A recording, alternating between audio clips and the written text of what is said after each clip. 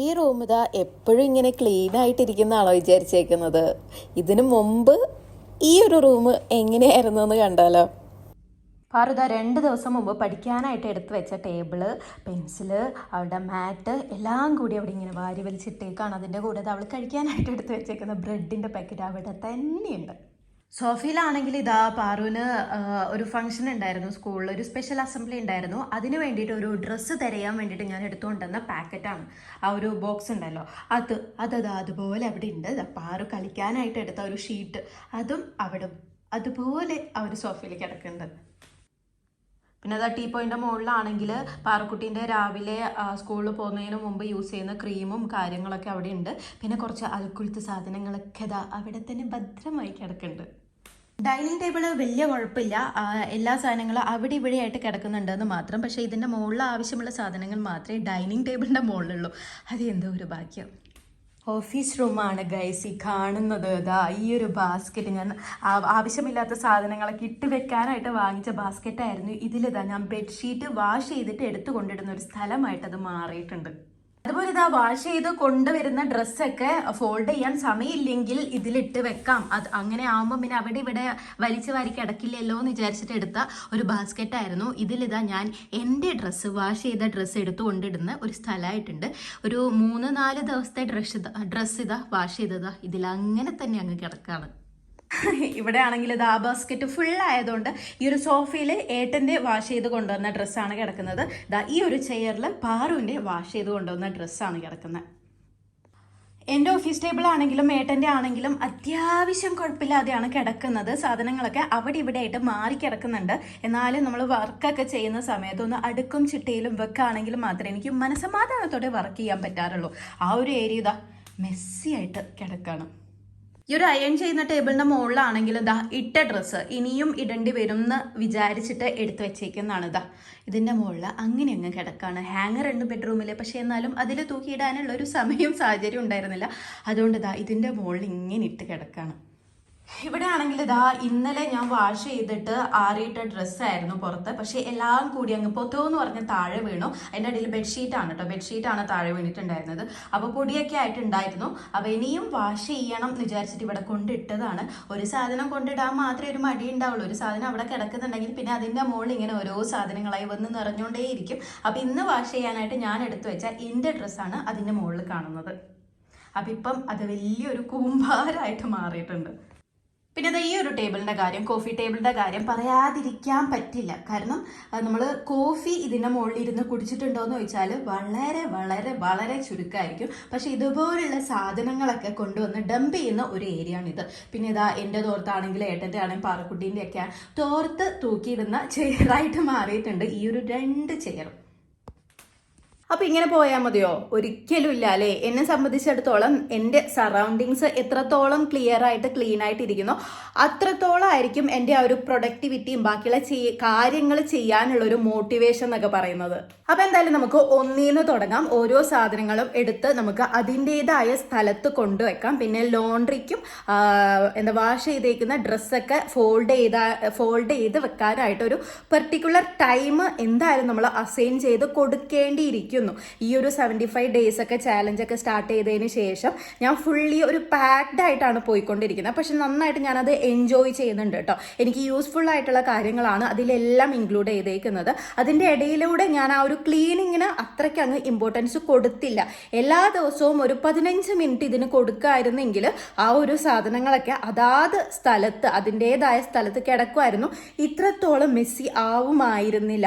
അതുകൊണ്ട് തന്നെ ഇന്ന് നമുക്കിതെല്ലാം ക്ലീൻ ചെയ്ത് എടുത്ത് വെച്ചിട്ട് ഇനി നാളെ തൊട്ട് ഡെയിലി ഒരു 10-20 മിനിറ്റ് ഈ ഒരു സാധനങ്ങളൊക്കെ കൃത്യസ്ഥലത്തേക്കൊക്കെ എടുത്തു വെക്കാനായിട്ട് കൊടുക്കുകയാണെങ്കിൽ അത്യാവശ്യം നമ്മുടെ സറൗണ്ടിങ്സ് ഒക്കെ ക്ലീൻ ആയിട്ടുണ്ടാവും. എനിക്ക് 2 ദിവസം മുമ്പ് ഇൻസ്റ്റഗ്രാമിൽ ഒരു മെസ്സേജ് കിട്ടിയിട്ടുണ്ടായിരുന്നു. അപ്പോൾ ആ മെസ്സേജിൽ എന്താ പറയുന്നതെന്ന് വെച്ചാൽ ആ കുട്ടിക്കാണെങ്കിൽ എപ്പോഴും ഒരു മടിയാണ് കാര്യങ്ങളൊക്കെ ചെയ്യാനായിട്ട്. അതുകൊണ്ട് തന്നെ കുട്ടിയുടെ വീടൊക്കെ എപ്പോഴും മെസ്സി ആയിരിക്കും. അതുകൊണ്ട് തന്നെ ഒന്നും ചെയ്യാനായിട്ടൊരു മൂഡ് കിട്ടുന്നില്ല.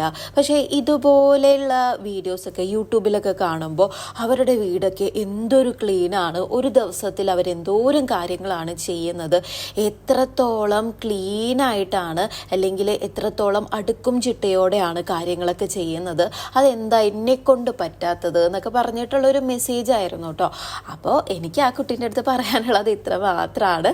നമ്മളെപ്പോഴും ഒരു വീഡിയോ ചെയ്യുന്ന സമയത്ത് ആൾക്കാർക്ക് യൂസ്ഫുൾ ആയിട്ടുള്ള അല്ലെങ്കിൽ കാണാൻ ഇഷ്ടപ്പെടുന്ന രീതിയിലായിരിക്കും പ്രസൻറ്റ് ചെയ്തിട്ട് വീഡിയോ പബ്ലിഷ് ചെയ്യുന്നുണ്ടാവുക എന്ന് കരുതിയിട്ട് എപ്പോഴും അവരുടെ റൂട്ടീൻ അങ്ങനെ ആവണമെന്നോ അവരുടെ സറൗണ്ടിങ്സ് ക്ലീൻ ആയിട്ടിരിക്കണമെന്നോ ഒരു നിർബന്ധമില്ല കേട്ടോ.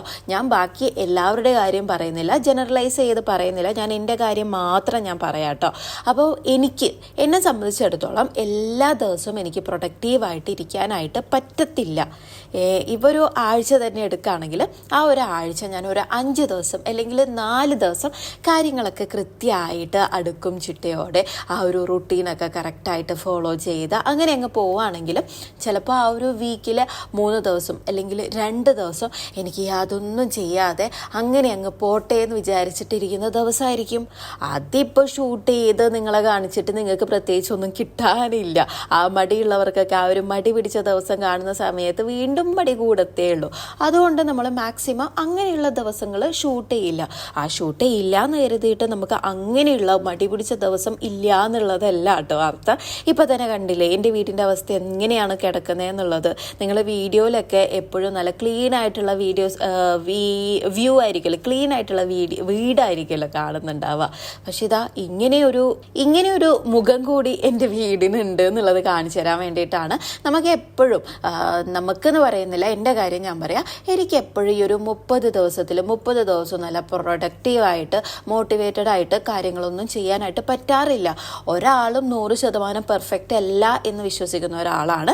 ആ ഒരു നമുക്ക് നന്നായിട്ട് മോട്ടിവേഷൻ ഇല്ല, നന്നായിട്ട് കാര്യങ്ങളൊക്കെ ചെയ്യാൻ പറ്റുന്ന സമയത്ത് നമ്മൾ മാക്സിമം ഇട്ട് ചെയ്യുക. ബാക്കി നമുക്ക് നമ്മുടെ ബോഡി ഇടയ്ക്ക് പറയും ഇന്ന് വേണ്ട എന്നൊക്കെ പറയുകയാണെങ്കിൽ നമുക്ക് ആ ഒരു ദിവസങ്ങളൊക്കെ കഴിഞ്ഞുപോയ ദിവസങ്ങളൊക്കെ കൃത്യമായിട്ട് നമ്മൾ ഫോളോ ചെയ്തിട്ടുണ്ടെങ്കിൽ, റൂട്ടീനൊക്കെ ഫോളോ ചെയ്തിട്ടുണ്ടെങ്കിൽ ആ ഒരു 1-2 ദിവസമൊക്കെ മടി പിടിച്ചിരിക്കുന്നതിനെ കൊണ്ട് ഒരു കുഴപ്പമില്ല എന്ന് ചിന്തിക്കുന്ന ഒരാളാണ് ഞാനിങ്ങനെയൊക്കെ എൻ്റെ ഓരോ ദിവസം പ്ലാൻ ചെയ്തിട്ടും ഒരു കൃത്യമായിട്ടൊരു റൂട്ടീനൊക്കെ ഉണ്ടാക്കിയിട്ടും എന്തുകൊണ്ടാണ് എൻ്റെ വീട് ഇങ്ങനെ മെസ്സിയായിട്ട് കിടക്കുന്നതെന്നുള്ളത് ഞാൻ കാര്യമായിട്ട് ഇന്നലെ ചിന്തിച്ചു കേട്ടോ. ഒരു പേപ്പറും പെന്നൊക്കെ എടുത്ത് വെച്ച് ഞാൻ ആലോചിച്ച് എന്തുകൊണ്ടാണ് എന്നുള്ളത്. അപ്പോഴാണ് എനിക്ക് മനസ്സിലായത്, ഈ ഒരു ക്ലീനിങ്ങിന്, അതായത് ഒരു ലോണ്ട്രിക്കാണെങ്കിലും ഈ സാധനങ്ങളൊക്കെ എടുത്ത സ്ഥലത്ത് അതിൻ്റേതായ സ്ഥലത്ത് തിരിച്ചെടുത്ത് വെക്കാനൊക്കെ ആയിട്ട് ഞാനൊരു ടൈം അതിനായിട്ട് മാറ്റി വെച്ചിട്ടില്ല എന്നുള്ളത്. അതുകൊണ്ട് തന്നെയാണ് ഈ ഒരു വീട് ഇങ്ങനെ കിടക്കുന്നത്. അതുകൊണ്ട് ഞാനൊരു തീരുമാനം എടുത്ത് എന്താണെന്ന് വെച്ചാൽ, ഡെയിലി ഈ ഒരു കാര്യത്തിന് ഒരു ടൈം ആദ്യം തന്നെ അസൈൻ ചെയ്ത് കൊടുക്കുക. നിങ്ങളാണെങ്കിലും നിങ്ങളുടെ വീട് ഇതുപോലെ മെസ്സിയായിട്ട് കിടക്കുകയാണെങ്കിൽ നിങ്ങൾ ആദ്യം നോക്കേണ്ട കാര്യം ഈ ഒരു കാര്യങ്ങൾക്ക് നമ്മൾ ടൈം മാറ്റി വെച്ചിട്ടുണ്ടോ എന്നുള്ളതാണ്. നമ്മുടെ ആ ഒരു റൂട്ടീനിൽ ഇതിന് ഇമ്പോർട്ടൻസ് ഒന്നും കൊടുത്തിട്ടില്ലെങ്കിൽ നമ്മളെ വീട് ഇതുപോലെ ഇങ്ങനെ ഈ ഒരു കോലത്തിലായിരിക്കും കിടക്കുക. അതുകൊണ്ട് ആദ്യം തന്നെ ഇതിന് ടൈം കൊടുക്കുക എന്നുള്ളതാണ്. അപ്പം ഞാൻ കൃത്യമായിട്ടിരുന്നിട്ട് ആ ഒരു രാത്രിയിൽ ഉറങ്ങാൻ പോകുന്നതിന് തൊട്ട് മുമ്പ് എന്തായാലും ഞാൻ രാത്രിയിൽ സ്കിൻ കെയർ ചെയ്യും, ബ്രഷ് ചെയ്യും. അപ്പോൾ അതിന് തൊട്ട് മുമ്പുള്ള ആ ഒരു സമയം ഉണ്ടല്ലോ, സ്കിൻ കെയർ ഒക്കെ ചെയ്യാൻ പോകുന്നതിന് തൊട്ട് മുമ്പുള്ള സമയം, ആ ഒരു സമയം ആ ഒരു ഓഫീസ് റൂമാണെങ്കിലും കിച്ചൺ ആണെങ്കിലും പിന്നെ എന്താ പറയുക TV റൂമൊക്കെ ആണെങ്കിലും അവിടെയൊക്കെ ഇങ്ങനെ അവിടെ ഇവിടെയായിട്ട് കിടക്കുന്ന സാധനങ്ങളൊക്കെ ഉണ്ടാവുമല്ലോ, അതൊക്കെ തിരിച്ചെടുത്ത് അതിൻ്റേതായ സ്ഥലത്ത് എടുത്ത് വെക്കുക. ശരിക്കും പറഞ്ഞാൽ ഡെയിലി ഇത് ചെയ്യുകയാണെങ്കിലേ നമുക്ക് ആകെ ഒരു 5-10 മിനിറ്റ് മതിയാകും ഇങ്ങനെ എല്ലാം തിരിച്ചെടുത്ത് വെച്ചിട്ട് ആ ഒരു വീടൊന്ന് ക്ലീനായിട്ട് ഇരിക്കാനായിട്ട്. പിറ്റേ ദിവസം രാവിലെ എഴുന്നേറ്റ് വരുമ്പോഴേ നല്ല ക്ലീനായിട്ടുള്ള റൂമൊക്കെ TV റൂം, ഓഫീസ് റൂമൊക്കെ കാണുമ്പോൾ അത് വല്ലാത്തൊരു ഫീൽ തന്നെയാണ്. ഇങ്ങനെ മെസ്സി ആയിട്ടുള്ള റൂമിലേക്ക് ഉറങ്ങി എഴുന്നേറ്റ് വരുന്നതും നല്ല ക്ലീനായിട്ട് ടൈഡി ആയിട്ടുള്ള റൂമിലേക്ക് എണീറ്റ് വരുന്നതും അതിൻ്റെ ആ ഒരു ഡിഫറൻസ് വേറെ തന്നെയാണ്. അതുകൊണ്ട് ആ ഒരു ടൈം ഇതിനു വേണ്ടി മാറ്റി വയ്ക്കുക എന്നുള്ളത്. ഓക്കെ. അപ്പോൾ രണ്ടാമത് ലോണ്ട്രിയാണ്.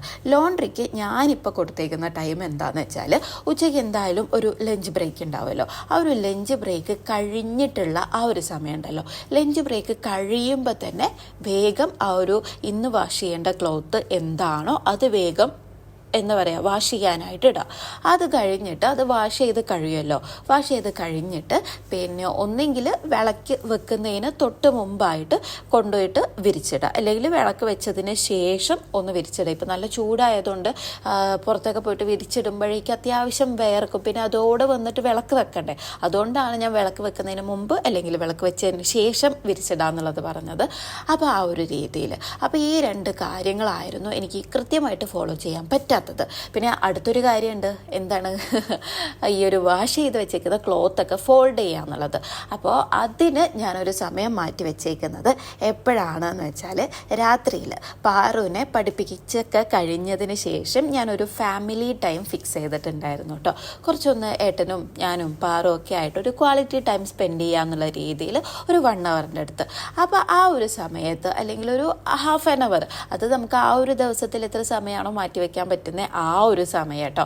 ഈവനിങ് നമുക്ക് എന്തെങ്കിലുമൊക്കെ ഷൂട്ടോ മീറ്റിംഗ് ഒക്കെ ആയിട്ട് പുറത്താണെങ്കിൽ ആ ഒരു ടൈം നമുക്ക് കിട്ടണം എന്നില്ല. അതുകൊണ്ട് തന്നെ നമുക്ക് കിട്ടുന്ന സമയം, വീട്ടിലൊക്കെ ഉള്ള സമയമാണെങ്കിൽ നമുക്ക് 1 മണിക്കൂറൊക്കെ ഈസി ആയിട്ട് മാറ്റി വെക്കാം. അഥവാ പുറത്തൊക്കെ പോകുന്ന സമയമൊക്കെ ആണെങ്കിൽ ഒരു 15 മിനിറ്റ് അല്ലെങ്കിൽ ഒരു മിനിമം ഒരു 20 മിനിറ്റ് ഓക്കെ ആ ഒരു സമയത്ത് ഫോൾഡ് ചെയ്യാം. നമുക്കിങ്ങനെ സംസാരിച്ചുകൊണ്ടോ അല്ലെങ്കിൽ ഇപ്പം ഏട്ടനൊക്കെ ജിമ്മിൽ പോയിരിക്കുന്ന സമയമാണ്, അല്ലെങ്കിൽ പാറൊക്കെ എന്തെങ്കിലും ഹോംവർക്കോ അല്ലെങ്കിൽ എന്തെങ്കിലുമൊക്കെ പിക്ചർ എന്തെങ്കിലുമൊക്കെ ഡ്രോ ചെയ്യുന്ന സമയമൊക്കെ ആണെങ്കിൽ നമുക്ക് ഇങ്ങനെ ഒരു മടി പിടിച്ച് ചെയ്യാനായിട്ട് ഇഷ്ടമില്ലാത്ത കാര്യങ്ങളൊക്കെ ആണെങ്കിൽ നമുക്ക് ഇഷ്ടമുള്ള കാര്യത്തിൻ്റെ കൂടെ കമ്പൈൻ ചെയ്ത് ചെയ്യാം. അതായത് നമുക്ക് ഒരു യൂട്യൂബിലൊക്കെ വീഡിയോസൊക്കെ കണ്ടുകൊണ്ടൊക്കെ ആ ഒരു ഫോൾഡ് ചെയ്യുകയാണെങ്കിൽ ആ ഒരു പണി നമ്മൾ ചെയ്ത് തീർത്തതേ അറിയുന്നുണ്ടാവില്ല കേട്ടോ. പണ്ട് ഞാൻ പാത്രം കഴുകുന്നത്, ഡിഷ് വാഷ് ചെയ്യുന്നത് അങ്ങനെ ആ ഒരു രീതിയിലായിരുന്നു. അപ്പോൾ ഇപ്പം പിന്നെ ഡിഷ് വാഷർ ഉണ്ടായതുകൊണ്ട് പിന്നെ അതിലേക്ക് എല്ലാം ഒന്ന് എടുത്ത് വെക്കുകയാണെങ്കിൽ ലോഡ് ചെയ്യുകയാണെങ്കിൽ പിന്നെ ആ ഒരു കാര്യം ഇപ്പം പ്രശ്നമില്ല. കിച്ചൺ അതുകൊണ്ട് എപ്പോഴും അത്യാവശ്യം ക്ലീൻ ആയിട്ടാണ് കിടക്കുന്നത്. കറക്റ്റ് ടൈമിൽ ഞാൻ ആ ഒരു ഡിഷ് വാഷർ ലോഡ് ചെയ്യുകയാണെങ്കിൽ കേട്ടോ. അല്ലെങ്കിൽ പിന്നീട് എടുത്ത് വെക്കാം എന്നൊക്കെയുള്ള രീതിയിൽ സിങ്കിലേക്ക് എന്താ പറയുക ആ ഒരു ഡിഷസൊക്കെ ഇടുകയാണെങ്കിൽ കിച്ചൺ അത്യാവശ്യം മെസ്സി ആയിട്ടാണ് കിടക്കുക. അതുകൊണ്ട് മാക്സിമം ഞാൻ പറ്റുന്ന ടൈമിലൊക്കെ ആ ഒരു ഡിഷ് വാഷർ ലോഡ് ചെയ്യാറുണ്ട്. അതുകൊണ്ട് തന്നെ കിച്ചൺ സ്ലാബൊക്കെ അത്യാവശ്യം മെസ്സി ആവാതെ ക്ലീൻ ആയിട്ട് കിടക്കാറുണ്ട് കേട്ടോ. അപ്പോൾ കിച്ചൻ്റെ കാര്യം ഇപ്പോൾ അധികം തലവേദന ഇല്ലാതെ പോകുന്നുണ്ട്. പിന്നെ അടുത്ത കാര്യം നമ്മൾ വീടൊക്കെ അടിച്ച് വാരി വൃത്തിയാക്കുക എന്നുള്ളതാണ്.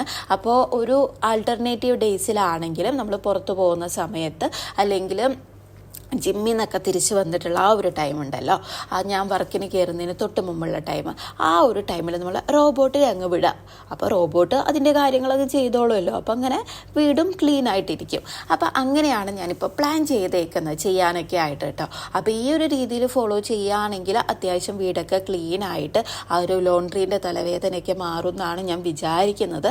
അപ്പോൾ എന്തായാലും ഞാനൊരു ഒരാഴ്ചത്തോളം ഇതങ്ങനെ ഒന്ന് ഫോളോ ചെയ്ത് നോക്കട്ടെ എന്താണ് അവസ്ഥ എന്നുള്ളത് ഞാൻ എന്തായാലും അപ്ഡേറ്റ് ചെയ്യുന്നതായിരിക്കും കേട്ടോ.